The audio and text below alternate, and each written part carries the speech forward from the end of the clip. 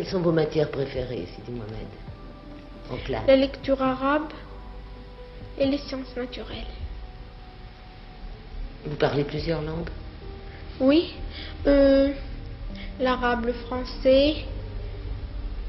un peu l'anglais, à peine. On a commencé cette année, puis l'espagnol. وهنا اللغات خلاوه يشوف كيفاش العالم كيتغير. عدد كبير من الدول والأمراء كيبقاو بعاد على الحياة العسكرية، ولكن في المغرب الأمر مختلف. فالملك محمد السادس داز في تكوين عسكري حقيقي، استيقاظ مبكر، انضباط، تداريب صارمة، احترام القوانين. قائد خاصو يعرف معنى المسؤولية والانضباط قبل من أي شيء آخر، وهذه المرحلة أثرت بزاف الشخصية الهادئة والمنضبطة اللي بان بها من بعد المدرسة جات وقت الجامعة. دخل لجامعة محمد السادس في الرباط وقرا القانون والاقتصاد والعلوم الاجتماعية. هنا الضغط كان أكبر، حيت أي خطوة كانت تحت المراقبة والناس كاملين كيشوفوا فيه ملك المستقبل. رغم هادشي كامل المسار الدراسي كان بشكل جيد، مهتم بزاف في القانون والعلاقات الدولية وفي الاقتصاد.